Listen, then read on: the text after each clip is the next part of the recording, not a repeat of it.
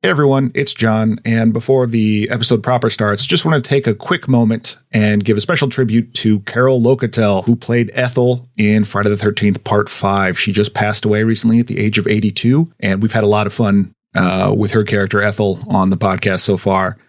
And sad to see her go. She's had a very long career, being in stuff all the way from Coffee, The Flying Nun, Bonanza, all the way up to Shameless, Mad Men, and of course, Ethel. Would you shut your trap? So I'm sure wherever she is now, she's calling an angel a dildo. You big dildo. Thank you, Carol Locatell. Enjoy the show, everybody.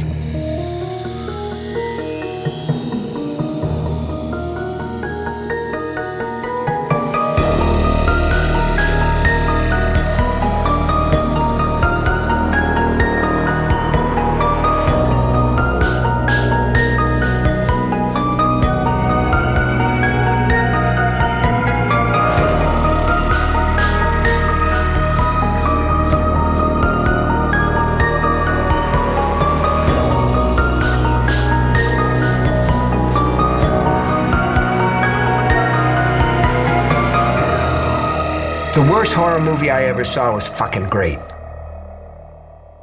Hello and welcome to This May Hurt a Bit. My name is James Strayer and this is John C. Myers. And we are a horror franchise podcast discussing each film in popular and not so popular horror franchises. And today we are talking about Saw 5 from 2008. The Roger Corman movie of the Saw franchise. And by that, I mean not fun.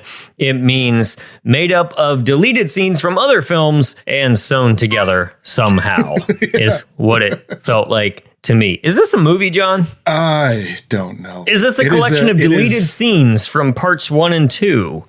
I don't, man. I can't wait until we move forward in this story. Yeah. I guess is just my frustration, you know? I think that's kind of what it is, because you say it's made up of deleted scenes, and then I think of Phantasm 4, and I'm like, hell yeah, that ruled. There you but that's go. That's not what this is. Right. This just, the more and more I think about it, the more and more I don't like the lost episodic TV type nature of this thing. Because these past two movies have just been kind of like resetting or explaining previous things as before. And in an episode of like a TV show, it's like, oh, well, that was 1 hour out of 13. Whereas this is, I would have paid to see this movie. And I find that infinitely frustrating.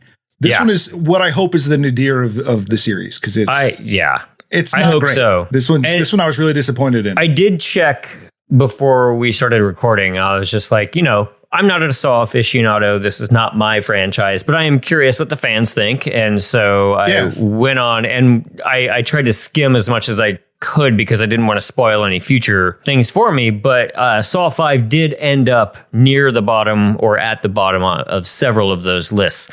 Somehow it ended up as like, third or fourth on a couple others. And each of those writers were just like, unpopular opinion here. And I was just like, oh, you're one of those people. Well, tell me more about Prometheus and Alien Covenant and how smart you are for liking those. Exactly. Yeah. Again, this is. I mean, for all y'all fans out there, I apologize. This might be a little bit more contentious. Well, not between John and I, but between John and I and Jigsaw, I think, than normal. This was a tough one. And if we don't somehow manage to convince each other that we liked it by the end of this podcast, please let us know what you like about it. Yeah. Because I don't. I'm totally willing to listen to it. I just don't. It made me appreciate 1 through 3 a lot more. I think some of it is just I don't like Hoffman and his whole thing on a variety of levels. I think it's we talked about you brought up our friend Michael mentioning Jigsaw's going to die, so we got to replace him with someone. I don't like Hoffman's whole thing. It's not very interesting to me because he's not really interesting as a character. They haven't fleshed him out at all. Yeah, and this is the second movie that's supposed. I mean, obviously, the first one is a little bit more like surprise. It's Hoffman or in 4. Yeah. But this one, you spent way more time explaining things than giving Hoffman any reason other than he's being blackmailed to do this. Right. And I didn't love that. And it's also when you have somebody as charismatic and striking and weird and interesting to look at and listen to as Tobin Bell. Then you got this schlub standing there like Hoffman. And again, like that's not a knock on someone's appearance. That's a knock on, charisma to the camera, why he is or is not, interesting to watch as an actor. But like when you're second banana to Tobin Bell, that's just such a sharp drop off as far as our villain goes. And I can't get too mad at it, I should say, because, you think about it, what does everyone love in a good mystery movie? And it is the moment where the detective or whoever, the main character that's trying to solve this thing, stands in a room and imagines what happened, because that is all Strom does in this movie. He just wanders from room to room and then goes, aha. Yeah. And then moves on to another room and thanks. In a lot of these rooms, unless I'm misinterpreting some sort of filmmaking method here or something, a lot of these rooms I just thought, like, didn't they rope these off or clean these out or crime scene these or something? Like, why did they leave Jigsaw's like deathbed still there for like fans to show up and pay homage to in a weird sort of way? I don't know. This city just does not really deal with it, because then when Strom goes to visit like the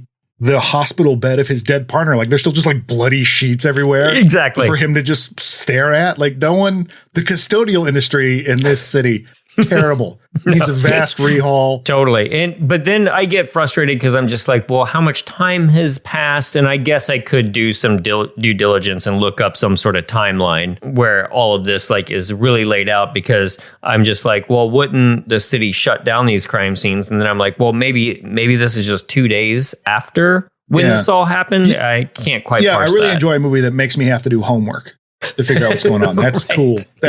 That's really awesome. Totally. But it was just, I found just so much of that very frustrating. And let alone the fact that this is like a worse version of Saw 2, where you have these parallel stories. You have Strom and Hoffman's whole thing. And then you have the group of people that are trapped somewhere, but there is no relation between them at all. They're just two different movies happening at the same time, and they don't really come together. But then you start thinking, oh, well, they'll probably explain that in the next one, which is awful. Oh, great. Like, that's not a good way to do that. Yeah. Let me just watch this movie and enjoy it. This is a self-contained film. Yeah, it's well, gosh. Okay, so let's get a positive going right here. This first trap was pretty gnarly. Yes. So it's just a full-on pit in the pendulum. It's kind of like how did we make it 5 films into a Saw franchise without getting a pit in the pendulum here? And my God, kudos to the effects department, because when they tear that guy's guts out, that was impressive. It's great. And I dug it. Really good opening gore sequence here. Yeah, so we open on this guy, and my first thought was like, oh, guy has Nazi tattoos. Good riddance. I don't care. Yes. Like a full-on Iron Cross and the Lightning Bolt SS things. I was like, all right, cool. Yeah, but they're like, they're almost SS, but not. It's like, look, I believe in all the Nazi shit. I just don't want anyone to really know about it. So I'm just gonna, if you get it, you get it. Right. Well, that was funny because I think it shows one of the 2 lightning bolt ones, and I was like, wait, that's kind of SS. Wait, I've seen enough terrible metal bands and stuff with that out there when I've researched to make sure like, oh, this isn't a fascist band that I'm listening to here. Right, something you have to do with modern music sometimes. But then it pans up and shows the Iron Cross, and I was like, oh, nope, there you go. It was like racist and a coward. Right. Yes. Sure. So yeah, this guy, you find out later, might as well just jump to it. But this guy's name, Seth Baxter, and he murdered Hoffman's sister. Again, domestic dispute thing. Right. The funny thing is like, would it be better if somehow in the plot they draw attention to the fact that he was a racist or not? Or is that just for the fans of that stuff? Like, it just seems so pointless. Some racism for the fans. Right, yeah. But, it kind of makes you wonder, like, so what was her whole deal? Right, exactly. Was this guy... Yeah, like, I can change him, or was she like, no, seriously, like, I listen to Tucker Carlson a lot. I believe this stuff. Right. Hoffman, first problem, mind your own family for a second. Your sister is dating a Nazi before you go after anybody else. Yeah, problem there. Anyway, he gets all cut up. And again, in a great effect. And we see kind of like a hooded figure looking through the door. Then we see a whole bunch of flashbacks at the end of Saw 3 and 4, I believe, when Jeff is shot at the end. Jigsaw's on the bed. And immediately I was like, okay, God, now we're going back to here. And detective finds behind the wall a tape recorder. This is Agent Strom. The recorder says, "If you're hearing this, then you finally found what you've been looking for. But is the discovery of my body enough? Or will your insatiable hunger to uncover the truth push you deeper into the abyss? Heed my warning. Do not proceed. For this room can either be your sanctuary, or it can be your grave." And then he immediately gets jumped by a pig face. Strom gets captured by Hoffman and put in a trap he can't escape. Was that Jigsaw's initial plan, or was that Hoffman's like putting some stank on it and like, I don't need to teach you anything. I need you to not indicate me in any of this. And if it was either of those, why not just kill him? Right. You know what I mean? Like there's all this other carnage around. What's another dead body? There's so many easier ways to go about it. Yeah. How is Jigsaw Hoffman, how is Jigsaw gonna know that you didn't go through with the trap and you just shot this guy? Right. No one's gonna. And I don't even think he set it up as just like, this will be your lesson if you can get out of this. I think it's just straight up, I'm going to drown you in this water. And the funny thing is, having watched, 4 of these so far, my first thought was, is that water? Or is it like acid or something like alcohol or something really gross? Nah, it's just water. Okay, fine. And I did look up how they shot this sequence, and evidently the actor was just like, okay, I'll go ahead and do it. And they rigged up some places where they could slide the glass off the back if he made a certain, tapping on the glass or something. But evidently he was really, really uncomfortable with the idea that he had to go through with this and do it instead of having a stunt man. It sounded, I don't know, in this age, especially after a couple of on-set tragedies that we've seen a couple of years ago, like my tolerance for that kind of thing is less and less and less. Just safety on set is just a little bit cavalier with stuff like this. So neat looking trap, like the way that's lit, where it's just you see that the lights are only inside the box and you just see his head at first.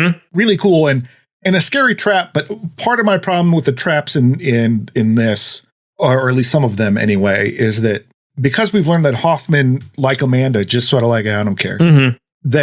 There's no tension to me, because I also don't give a shit if Strom dies. I don't like this guy. I don't particularly care. But the fact that you're like, well, there's not a choice for him to make. It's just, is he going to die or not? And I don't, oh, I guess he didn't. Yeah, okay. I guess he's okay. It kind of takes away, or like even Seth Baxter at the beginning, he has to make the choice to either get split in half by the pendulum or put his hands in a couple of things to push buttons and then his hands will get crushed and that will release him.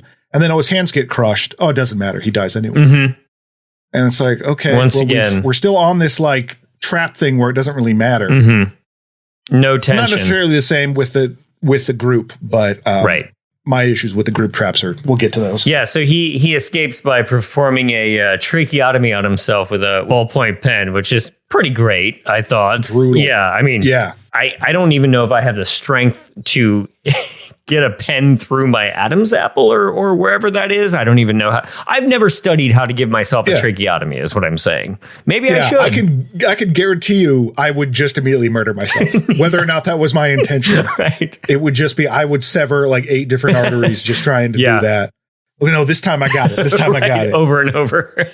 Yeah. Cops arrive. He walks out the little girl that was trapped at the end of part 3. Yes. And nobody else made it from the movies. And I guess Hoffman is like kind of surprised to see him get out. There's the moment where, any other observant police officer should be looking at Hoffman, who's shocked face of somebody walking out alive, being like, is this our guy? Nah, it's all right. No, I'm totally happy that he's not dead. Oh, glad. Shit. Yeah. Brilliant casting decision to have your hero and the antagonist be the exact same guy. They look like the same person. It was really kind of maddening at a certain point. Just a couple of slab meat faces. It just like, I just could not. I remember thinking to myself, like, as another one of those, like, am I just dumb or are these guys just like indistinguishable practically? Yeah. So, yeah. Jill, Kramer's wife, meets with a lawyer, and of course he's left a videotape for her, which strikes me as very romantic. Just treats her just like all of his victims. you know, if you were watching this, I am dead. And she carries a key around her neck that goes to a box that he then like presents. The lawyer presents to her. Mm-hmm. She opens the box and we don't see what's in there. Yeah. I may just be forgetting this, but we don't find out what's in there the entire movie, right? Nope. We only see her one other point to help cast some doubt on Strom. But I'm sure we'll find out what she was up to in the next movie in an attempt to make the time spent in this movie worthwhile. Yeah. This is one of those great elements of like, I'd be so curious if the writers were just like, we'll figure out what goes in the box next year when we're signed on for our next script. Because I was reading a thing where like they do basically they come with the rough script in like a week, and then they'll like fine tune it after that. But it is just like, I don't know. I feel like there's a certain amount of like, just kick this can down the road for some of this stuff. Oh, completely. And just think about that, what that does to your production heads. It's just like, okay, we understand that changes happen in pre-production, but if you guys are constantly rewriting the script while we have to build these things, that's got to be frustrating. Yeah, absolutely. Mark Hoffman is now a detective lieutenant, and he's getting a promotion ceremony. Hoffman gives a speech and talks about how we should all cherish our lives every day. Sound familiar, huh?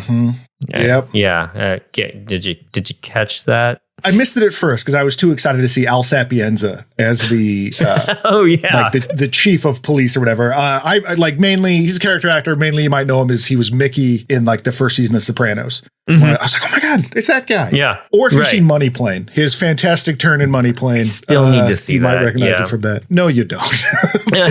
I almost submitted that for Bad Movie Night one time, but I think it was after you had already seen it. So yeah. It's better than some of the things we've watched. I'll say that. Hoffman goes back to his office and he finds a simple note saying, "I know who you are." And then Perez from the last movie, old Shrapnel Face, has died officially. Her partner, Strom, grills Hoffman about why Perez said his name as her final words and tries to put it together why Hoffman got out of the situation okay. So how did Perez put it together that it was Hoffman? I don't remember if she had definitive proof or not. She was just thinking along the way. So this is just the screenwriters being like, we need somebody's final death words for no apparent reason to point the finger at Hoffman. Basically. And it's like, it's a way for whether or not that was actually her indication, or if she was just like, you know, hey, tell Hoffman I said, what's up? There you go. It is Strom becoming like increasingly freaked out about this whole thing. Right. And wanting to put the blame on Hoffman. They have a tete-a-tete, and because Strom has had a tracheotomy, his voice is a lot gruffer. So they have a gruff off. Look at you. Couple of scratches and a story about how your arm straps broke. Jigsaw doesn't make mistakes. Is this you theorizing again? Because Jigsaw's dead. I'm not talking about him. I'm talking about you and your whole crooked department. My department's gone. They're all dead. There's no one left. Besides you. Not nearly as good as the Tony Todd Divoff Wishmaster one. But I mean, it's unfair of me to even try to compare it, but it was still just like gruff off. I mean, where are you going to go? You're not going to do any better. No. Strom is now off the case. He's been endangering too many lives. He gets kicked off, but unfortunately, the chief does not take his badge and gun. I was looking forward. We almost got that in the hallway there. I don't know if that guy is actually a chief, but I just started calling him chief through all my notes. He's a superior. That's good enough. He's chief enough. He's just chief. He's got the chief mustache. I just call him chief. I don't know what he is. He looks like the Inspector Gadget chief. He's a chief. Yeah. Right. Yeah. Strom is still kicking around there with his badge and gun, causing a menace, I'm sure. A new group of people now wake up in the warehouse. We have our adventuring party through this dungeon of traps. Yes. They have collars tied around their necks. They all immediately start debating whether or not it's Jigsaw, which, so we've come to this point in the franchise. Well, we did last time, I think, too. But I always enjoy it at that, you know, in the crossover part of the franchise we talked about in Friday the 13th, where they start talking about Jason Voorhees. Not just Mama Voorhees, but like, especially on Friday the 13th, we're going back to the place where this killer is. Whatever. Right. Now everybody is very aware. We live in a world where Jigsaw lives and operates. Yeah. So they talk about him. Yeah, he's not just on the cover of Pacific Engineering magazines anymore. He's everywhere. Yeah, they know who he is. And I love going into this is you have Hoffman going back into his lair, and he's got a whole like video setup, much like 2, of this area, and then these people, you just see in the thing like passed out. And he's got a little dollhouse of them. And he notices that one is laying a different way, so he adjusts it. Yes. You don't have enough to do? You got to make a little dollhouse of this thing? I mean... kind of cute. Like, it's like, well, no, it's incorrect, so I got to play with them as they do it, too. It's like, it's got like a little Captain Power thing. It's ridiculous. Yes, exactly. But they wake up, and I hate these people. I mean, the actors are fine, but particularly... the bald British man. Oh boy, you make me hate him. And I know like you're not supposed to like him. Like they do that very well. And his performance, Carlo Rota as Charles, and just how they introduce him. So all these people are tied up and they're kind of accusing one another. They have their collars around their neck with wires going back to somewhere into the wall, and then to potentially pull them into these triangle of blades. This that was just going to lift off their head. And so they immediately start accusing, like, who are you? Why did you bring me here? All this stuff. And one of them asks Charles, like, who are you? And he just stares at him. Yeah. That's it. And man, I just wanted to punch that guy in the face. It's like, how did you think that was helpful? How did you think that like not responding was going to be? And then when you find out like who he eventually is, why did you not say anything? It doesn't. Right. Exactly. You just like made me hate this guy. Especially in this dire situation. Yeah. Turns out he's a journalist, maybe a muckraker, but it was still just like, why didn't you made a big deal out of keeping it from me? And that was the reveal. Okay. That was it. Yeah. I mean, the initial, what I did enjoy about this scene is, especially because if they live in a world where Jigsaw exists and they've read about him and stuff like that, there was at least a little bit of at the outset, hey, hold on, let's keep our cool. Yeah. Check out these cords going around. Like there was a little bit of like problem solving that was going on instead of just going nuts and blowing their cover immediately. And I thought that was kind of effective at first. Yeah. And it's fun. Like I mentioned in Saw 2, the idea of thinking this was sort of funny that this was an escape the room, in Saw 2, it's an escape the room game. And now we do those as team building exercises. Yes. Whereas this whole thing is a team building exercise, particularly after the revelation. It's very ridiculous. Yes. Jigsaw tells them at the beginning, he's like, hey, in choosing how to react to this situation, your lifelong instincts will tell you to do one thing, but I implore you to do the opposite. And they go, perfect. I'm not going to pay attention to any of that. Right. It was also to, I think it's Greg Brick as the junkie guy.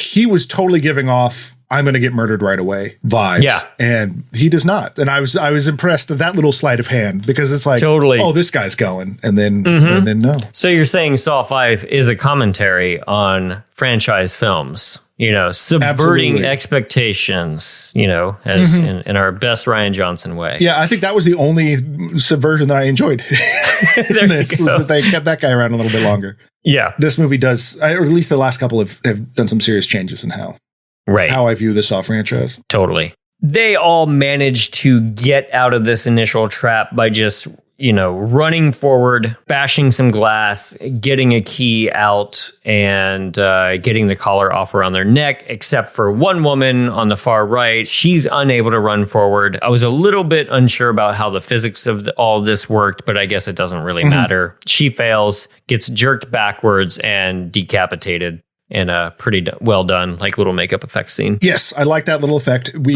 find out she was a fire marshal, sort of thing, like did fire investigations. What's his butt? The journalist knew that. Yes. But yeah, they all go for the keys and they almost all survive. And then before they leave, Britt, played by Julie Benz, who a lot of people might know as Dexter's girlfriend from the first few seasons. I thought that was Dexter. The case. Yeah. She grabs all the keys before they leave. You collect all the items before you leave the room. Yeah. Yeah. So we cut to Strom doing some research about Hoffman. This is where we put 2 and 2 together that Baxter at the beginning was Hoffman's brother-in-law, I suppose. Man, that sounds worse when you say it like that. Brother-in-law. He killed his brother-in-law. Yeah. Strom investigates the pendulum crime scene. This is again where it's just like, so they didn't take all this shit down, after a man was eviscerated in this room. We're just like leaving this up. Now, I understand, like, if you're an FBI agent, you have certain access, but they didn't do the classic thing where he tears down some yellow tape to go through the crime scene. No, it's just a room where the pendulum is. Yeah. Cool. Yeah. This plays with time a lot in that way. And that, like, I don't fully understand how much later this is. Yeah. Because it seems significantly later than his backstory. Same thing with, and not to give too much away, but when Hoffman finds that note that says, "I know who you are," is that the same note he had before? Is someone else writing a note? I wasn't sure when that took place, like, I mean, obviously it takes place after he gets promoted, but it seemed like earlier he got that same note too. Yeah. What's happening there? And it was, I didn't find it compelling as much as just confusing. Certainly. But this series is There's so much to that. Like, be like, turns out it's this, but it's also confusing because so much of it is just told in flashbacks upon flashbacks. Exactly. So that can be a little discombobulating. Back to the adventuring party in the dungeon. They smartly don't shut the door right away, which again, I'm giving them a little bit of credit for doing the, like, we're not going to be dumb horror movie victims in this situation. So they look around, they're trying to think off what they're going to do. They also just go around the room and just tick off what they all do for work, which did remind me of your team building exercise analogy too. One of my favorite parts of that is they're trying to figure out how they're all connected, because Jigsaw and his tape made some reference to that. And Luba, played by Megan Good, find out that she works for the city planning department. I think it might be a little bit later here, but someone points out that, she probably accepted bribes to do all this, get the preferred contracts going. Then when we find out that Britt, Julie Benz's character, is for like a high-powered real estate firm, how Luba goes, the Marshford Group. Yeah, you can't get a permit in this town without going to the Department of City Planning, right? Yeah, we're a giant real estate firm. Like, what a clumsy piece of exposition that was. Don't you know how this works? Yeah, I would know that. Thank you. Yeah. It does sort of further this whole affair with them is just what a misunderstanding. Oh my God. My favorite. If you guys just took 2 seconds and honestly, you find out that when the reveal happens to the end, you realize how much of this could have been avoided if the journalist just wasn't a giant piece of shit. Yep. There you go. Because he is like, whatever, it's a game, let's go. And the room that they're in has all these jars on the ceiling that they're all looking at. They can't tell what's going on. They're lighted jars that have something in it, and there are some grates on the wall. And this is a bit confusing. Yeah. But by design. Jigsaw on the tape lets them know, like, hey, okay, so you guys, there are all these bombs in the corners. There's 4 grates on the side of the wall, but only 3 keys to open them. Yep. If you have to get in there, and there are only 3 points of safety once these bombs go off. So you got to make the choice. What happened to the 4th chamber? You just started talking about the 4th chamber, and then you just went away, and no one pays attention to it again. It doesn't even in the reveal, it doesn't get brought up like, oh yeah, we could have used that same key twice. No one even thinks about it. Right. Charles immediately starts busting the glass stuff with a stick and like barely even looking for the key. Right. He's just like, kind of kicks around some glass. No, he's doing teamwork. He's just smashing up the glass so that the other people can look on the ground. Yeah. So. And then they get then they get all the keys and he doesn't. Right.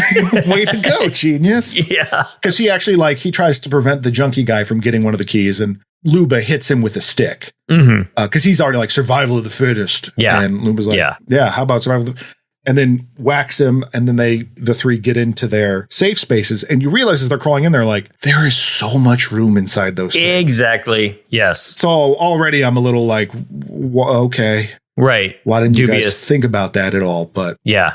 In a rush, you're stressed, adrenaline's going. Get me into a tube is what the brain says. I did enjoy the journalist's reaction right before the explosion. He just like immediately tries to go into reasoning mode, like, wait, hold on. Yeah. Which is probably I don't have the upper hand. Yeah, that's probably something that I would do. Like, can't we just talk about this? It was an odd choice because you had this guy that you presented as like, okay, well, he's this antagonist within the group. Almost like Frankie in part 2. Yes. Oh, he's already gone. Oh, okay. Well, all that tension on that part of it is gone. So I guess it's just going to be traps from here on out. And also just that idea that they're laying early enough that not only are there going to be traps, but everybody has, like, one person has to basically die, kind of Charlie and the Chocolate Factory style. Like, each person has to die. You gotta on the Augustus way through. group a guy in order to move forward. My goodness. So Jigsaw is a Willy Wonka type of character in this analogy. My goodness. I don't, after the pig trap, don't really want to eat his chocolate. There you go. Not really into so it. Interested in that would actually be, I would love that version of Charlie and the Chocolate Factory where they go to the Wonka factory and it's just pigs being dumped into a sluice, just turning into some like awful goo. Yeah. It's like, that's where the magic happens, kids. It comes out as candy later on. We'll get there. But that's the beginning. We have the Oompa Loompas sprinkle some armpit dandruff on it, turns into candy. Anyway, Who wants some chocolate? Right. No, I'm good. Thanks. Ugh. Strum is now, he keeps researching Hoffman, talking to himself, the paper from the previous film, like, I know who you are. Yeah. Now it's a flashback. Hoffman's in the elevator. John Kramer is in there too. It was kind of cute to see him all business suited up with his glasses on and stuff. Yeah. It's just like, high class Kramer. Mm-hmm. Jigsaw jumps Hoffman, knocks him out with a syringe, and Hoffman wakes up strapped to a chair with a shotgun underneath his chin. Kramer shows him a headline about Seth dying, blaming Jigsaw, and he's kind of pissed about it. That made me laugh a little bit, just kind of like, oh, you're trying to like copycat me and your shit's not even that good. Well, he kind of has an almost like sort of traditional serial killer Hannibal Lecter kind of thing here. It's less that he's murdering and more that just like, well, you're not doing it properly. Mm-hmm. Now, don't forget, like Amanda murdering, that's bad. Hoffman murdering, hey, boys will be boys. What are you going to do, huh? Pretty good. Just do it right. That was something that was bothering me throughout this, because you're looking back, where's Amanda in any of this? That's true. Now, I know some of this is like, we see that this has all happened before that. Mm-hmm. But I still think that leaving that out was a bad choice. Like, yes, everyone, who doesn't love Shawnee Smith, and then having an interaction between them might set something up. It just seems less interested in characters than the first three. Sure. And is more just interested in like moving pieces around and having, not having any response to the violence, just showing you this stuff. And it was, moving pieces around backwards too. Yeah. It's just so without even interesting characters. We do get another flashback within a flashback, right? We do get a flashback within a flashback. Yeah. Yeah. John Kramer's like, you're not doing it the right way. And I do like this concept of seeing something in him like, okay, you get what I'm going for, but it's not exactly what I'm about. Right. So you're open to this, but I also can make use of your police stuff, the side of things. It's win-win for me. He takes him under his wing because he's like, I know who you are. Mm-hmm. So you can arrest me. You can make that choice to arrest me and put me away. Yeah. I'll tell them who you are. Or, it's not blackmail. It's just presenting you with an option in a way that's blackmail. But so Hoffman starts working with him, and it occurs to me that so it's doing the same thing you see with Amanda, where it's like, well, here's flashbacks to Amanda helping to build the traps that we saw in 3. Mm-hmm. But this one, it's like, so you went back and helped Jigsaw get the guy, one of the first kills that we see in Saw, the guy that cut himself and so now has to crawl through razor wire. Right. And as far as we've come with this series, to go back now and be like, this guy, it seems so strange. Because in the first one where it's like this, who is Jigsaw? We have no idea. And like, how did he find this guy? But when we've learned all the other machinations he does, how the hell did he just figure out this sad fat guy in a car was going to kill himself? Sure. So I better put him in a thing. Like it seemed an odd explanation to go through. Right. And again, a situation where all the tension or anything is gone because we know that guy dies. Like it's not that great. It's just that character was just not interesting enough to go back and re-examine too. Yeah. I just have this weird thing with these movies now where it's just, I think that the screenwriters just think that if you just show something that the audience has already seen with something slightly different in it, the audience will sit forward and go, oh. But I don't think that the audience knows why they're saying, oh. They're just seeing something different with a slight wrinkle to it. But that's not enough to make me excited. That's not a twist. It's just another guy. The only new information that it brought me, and that I very much enjoyed was Jigsaw's cool guy look. Oh, with yes. the bald head and a little strip of blonde. Heck yeah. Put some puka shells and a bucket hat on. Right. That dude's at Woodstock 99, man. Exactly. Love that guy. Yep. Oh God, Woodstock 99 definitely has all the new metal bands that do the soundtracks for music like this. Yeah, movies like this. would be there. Yeah. $12 for a water. I want to play a game. Yeah. He also says in this lead up, if the subject survives my method, they are instantaneously rehabilitated. Do we even want to bother going down the rabbit hole of why that's completely incorrect? Or is it just, like we discussed in previous ones, like, well, when they're rehabilitated, then they're also just fodder for somebody else in another trap. Because in theory, this has been happening for a while. Because even in Saw 1, Danny Glover had all those newspaper things on the wall. But every kill that we've seen, every Jigsaw related things that never works out. Mm-hmm. No one is rehabilitated, and the only people that are fuck up again. Exactly. And it's also, going off that boys will be boys thing. Why did he didn't have Hoffman go through any tests? Sure. He just went, hey, you're my guy. Yeah. That's true. Up? Yeah. So how come he didn't have, I understand that you think that Hoffman, made the argument that Hoffman is sort of open to your point of view, but you need to almost murder people to make them realize everything else. Why did he get to skip that? Right. Why didn't you have to be see how much better it is to save, see how much better you feel now help me murder people. Right. Was the shotgun under his chin part of that test? Because then there's no bullets in it, I guess. Yeah. But man, he got off easy if that was it. Yeah, I think that was a hastily put together trap because Jigsaw was like, "Whoa, I got to do something before you start trying to kill more people under, claiming items." So, right, I've got so many other machinations going. Mm-hmm. I'll just put together this trap. Yeah, come on, fast, cheap, or good. Pick two on these traps. Yeah, I mean, we want it fast and cheap. It's not going to be that good, so it's the shotgun under the mouth thing here. But I mean, it was effective because it worked. It got him. So yeah. They leave the tunnel where the bomb was, and somebody does say, actually, that guy was an asshole, but he was smart. And they see the journalist's guts all over the place as they crawl out of the tunnels. Just 3 of them left now. Strom is back to researching. He's seeing the razor wire trap again. This thing's still up. Yeah. Whatever.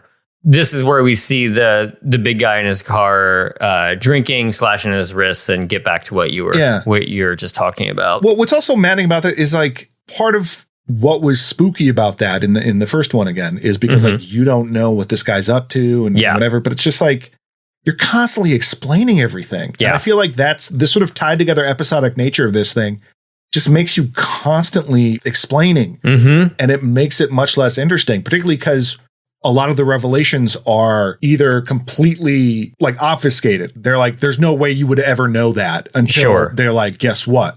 Hoffman's in on it. Well, how would I even know, or they're really obvious in that you get used to over examining every single tiny piece of dialogue. Mm-hmm. So you're okay, well that means that. Right. So that means probably they're in it. We got the trust fund guy admitting that he did something wrong that killed a lot of people. I guess he was hired to burn down a supposedly abandoned buildings in exchange for a pound of heroin or something. An ounce of heroin, I think. An ounce of heroin, yeah. And the other lady was the one who put up the new condos and, displaced those people. So it's, this must be taking place in Portland. Boom, Portland humor. Yeah, so biting. Social commentary. That's what I expect out of my Saw movies. But they closed the door to start the game. This one was strange, but kind of effective, I suppose. But there's these 4 jumper cables that don't quite have enough cable to get into a bathtub. They realize somehow I thought this was a real big jump in logic, but somebody has to be in the bathtub. At first I was wondering do they just need to get the water level to rise for some reason? But no, they needed to put somebody in there so they could attach all the jumper cables to a body. And so they put Luba in there. They end up, because Luba's ready to just kill the junkie. Yeah. And put him in there. But then Britt ends up stabbing Luba very casually. Britt Britt seems to not have a problem with murder, which is she going to be back in the next episode? I don't know, because they feel like that's something that they would explain. Yeah. If not, I don't particularly care. But totally.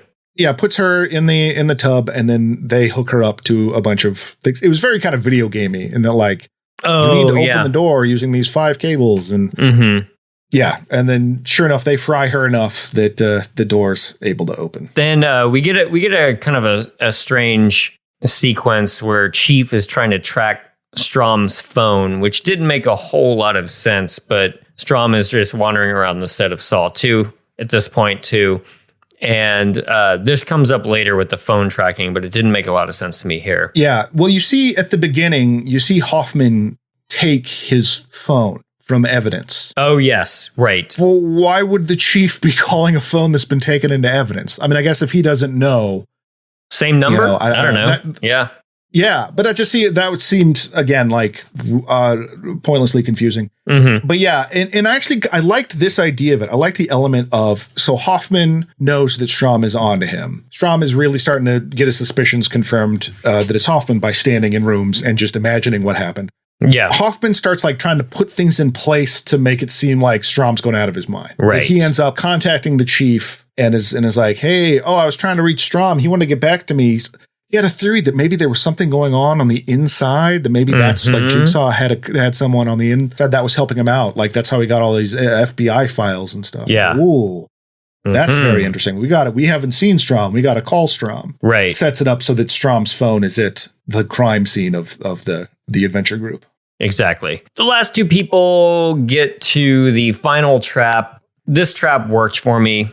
In the sense of there's something about some of these traps that, well, I mean, obviously the entire franchise is about like you forcing yourself to get something screwed up, but there's a tank with 5 armholes. And this is where they realize that they should have been working together the entire time, because a recording tells them the beaker requires 10 pints of blood. The body can survive on 5 pints of blood. But if they had worked together the entire time, all 5 of them could have just like pricked their finger basically or whatever and gotten out alive. Right. Maybe just lost a finger. Yeah, because the tub situation, if they had all just gotten shocked a little bit, that would have been fine. Yeah. And then they actually, as we mentioned in the jar explosion room, there was plenty of room in those tubes for them to get into.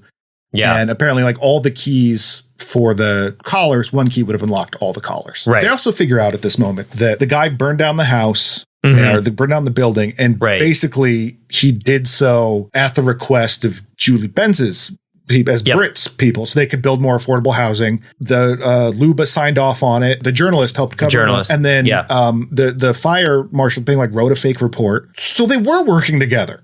Yeah. They worked together to kill 8 people. Yeah. And so you're thinking, well, you need to work together again, but this time in a nice way. Right. I don't think I want these people more unified. Yeah, there you go. They get some bad things done. They already did some bad things. But and that also means that like, are they just implying that the machinations of the red tape made it so they didn't know who each other actually were? I guess. If all these things had to actually happen, then it's just like, are you telling me that all these things can happen without them, like, I don't know, talking on the phone with each other or like, passing a memo around or something? Well, and okay, so Charles did it. Like, so Charles knew who they were because he apparently put it all together. Yeah. But then he buried the story with no real talk about how or why that happened. Yeah. Just that he did. So I understand you have a situation, again, you have this bargain basement clearinghouse of, okay, I got all these people. I don't have time to give them all individual tests. Let's just jam them all together. But the tests aren't specialized to them like they were in 2, where it was like, oh, Amanda, needle pit. Yeah. They're just like, no, just work together. People that work together to burn down. And I thought I thought it was somehow going to all tie to like his, whatever he was working on before with the affordable housing or something. Oh yeah. Right. And it still might, I don't know, but it just seems weird for him. He's about to die. And then he's like, oh, wait, I got to make sure I get back at those housing people. Like that's what's important right now is that because he asked Hoffman at one point, he's like, I need you to set up one last game. You're not going to understand it. Yeah. But just set it up for me. Trust me, it'll all be good. And it does with all the flashback and stuff. It does try to lay more groundwork that yes, indeed, John Kramer can always expect everything. If you're good at anticipating the human mind,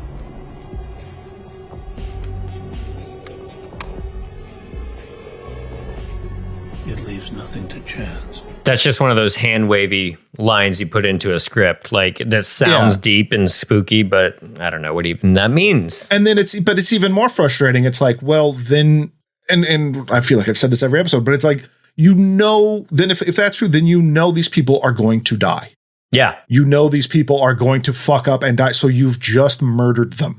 Mm-hmm. And you're abhorrent, you hate murder. And I realize, as we said in the first one of these, that being actually about this to a crazy person doesn't really matter. Sure. But it does get a little boring when the whole movie is constantly going, 5 movies in, we're like, yeah, but I'm against murder and I'm very serious about this or whatever, that we're still on this base hypocrisy rather than doing anything more with it. Exactly. It's getting a little tiresome. Certainly. They have to stick their arms in the device. And part of this tension did actually kind of work on me, because I was like, anytime you got to stick your arm in a hole of unsuspecting things, but also just to watch a table saw tear vertically down your arm. Yeah. Pretty well done. Yeah. I'm terrified of saws like that. Yes. So yeah. This actually worked, and especially jumping ahead just a tad, when the one guy pulls his arm out and it just sort of flops back and forth. I was like, that could be my favorite effect of the entire movie. There was something almost comical about that. That worked. And to their credit, they both do it. Yes. I thought Britt was going to be like, okay, let's put him in 3, 2, 1. Oops, I didn't. Now your hand. I'm just gonna let you die, and I'll walk out here. But no, she took her lickings too. They just psyched themselves up to get their arms essentially sawed in half. Strom finds a tape recorder in a pile of ice. That was ice, right? I think it's supposed to be glass. Glass. Okay. That makes a little bit more sense. This time it's Hoffman's voice giving a Jigsaw speech. Your legacy is that everybody will think that you're the Jigsaw killer. And bye-bye. And the master plan, the master stroke, is just to pin this all on one other guy while you go into vampire torpor or something, in the glass casket. I don't know.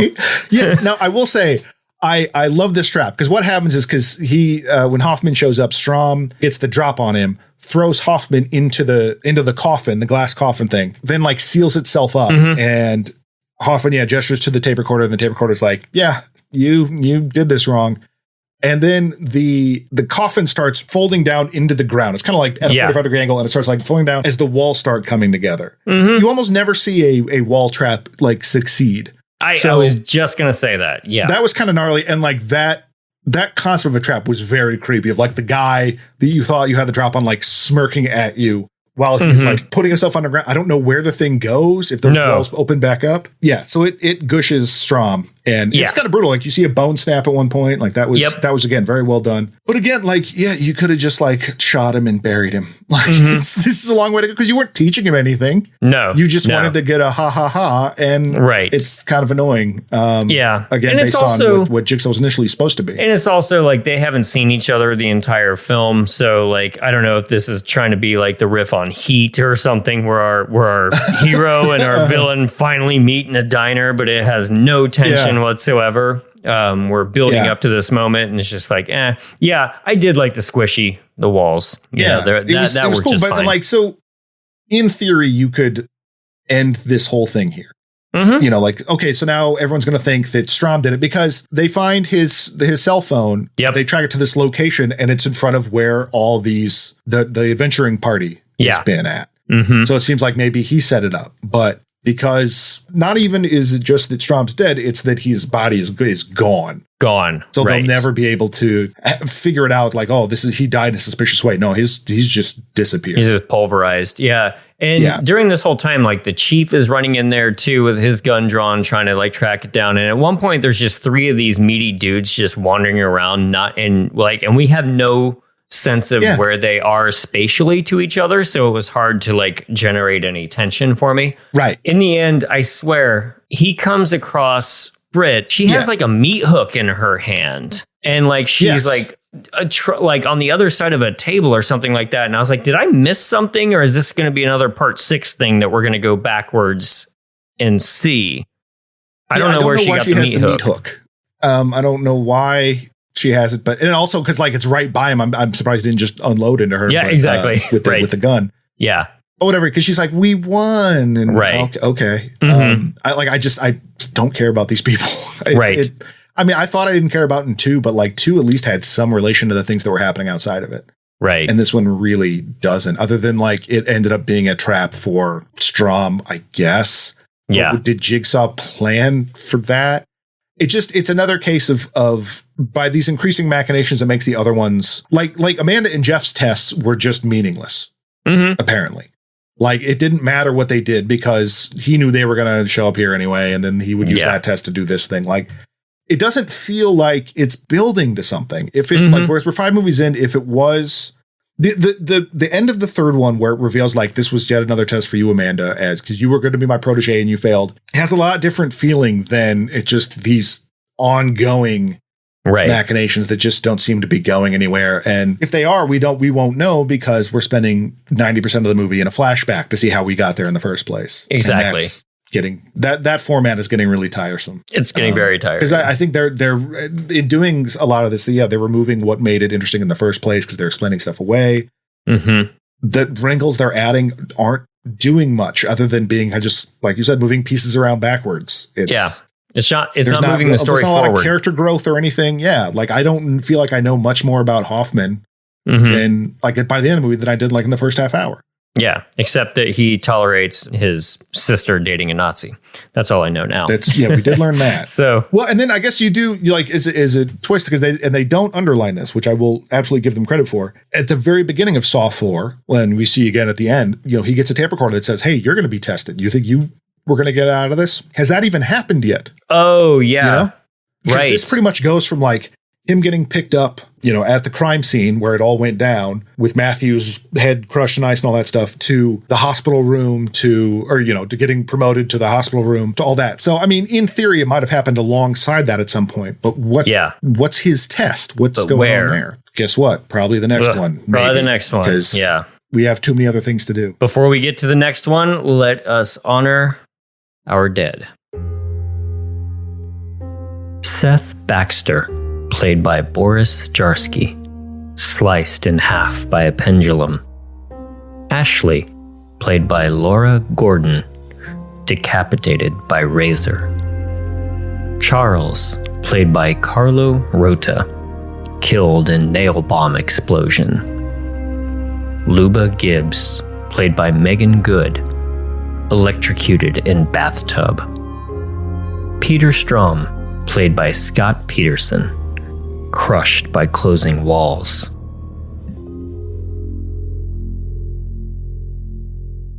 I feel like the body count for this one was a little bit lower.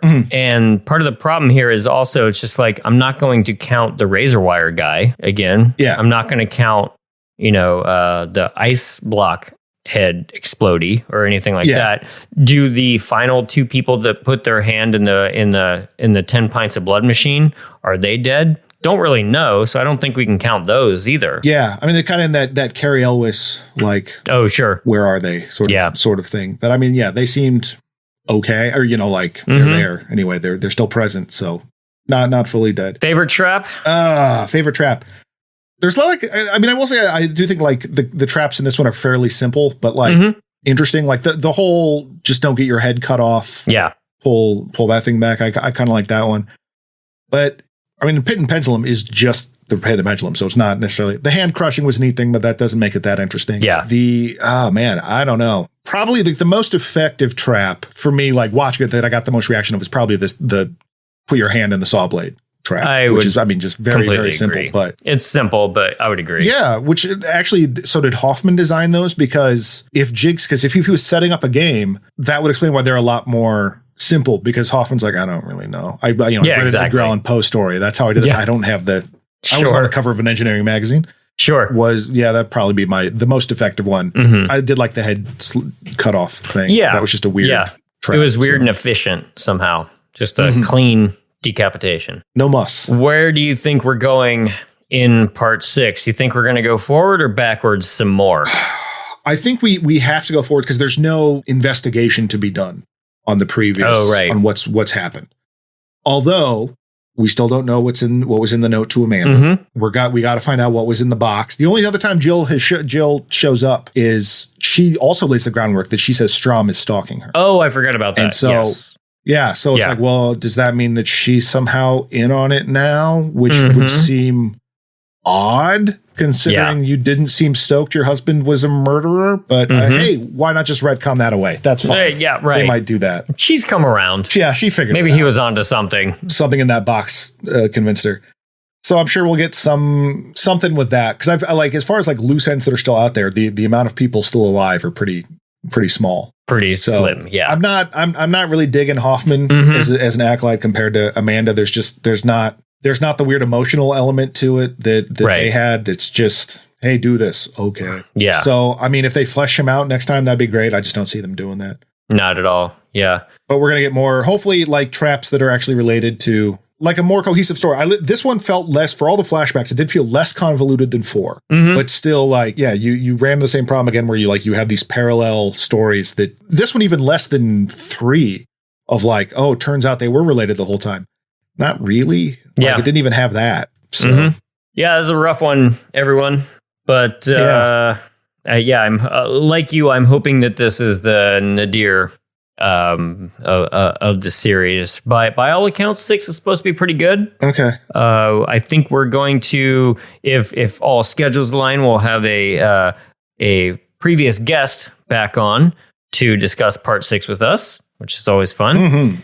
In the meantime, what's going on over at John and Alex Hate Stuff? John and Alex Hate Stuff. We are watching. We just watched Nope, and then we're going to be watching One Cut of the Dead, which is a movie that James and I watched together and very enjoyed. So I'm excited to talk about that. And then over on our Patreon, we are going through the John Wick movies, the parts 2 and 3. We did an episode like more than 100 episodes ago about John Wick and decided to revisit the other ones. Nice. Yeah.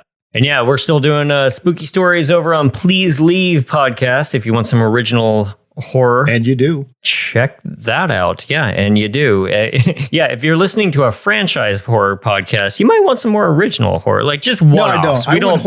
I would. Yeah. Nothing just original, one-offs. Please. Yeah. Do you have any reheated Jason? That would be great. I'll work on that for Please Leave. Yes. Yeah. But, this does put us at the, halfway mark or so. I did read that they just announced Saw 10, which I don't know. Socks. For all I know, that's, socks. So he's a Boston guy. You got any socks? SAWX. You got any socks? Yeah. It's The Departed. Marky Mark is actually, bring back Donnie Wahlberg. There we go. Yeah. Family Affair. Yeah. I can't remember if that's 2023 or 24 for October. I believe it's 2023. I think it's happening. God. So they must be filming right now. I'm ready to put that out. So expect an emergency pod about that one. Emergency Saw podcast. Right.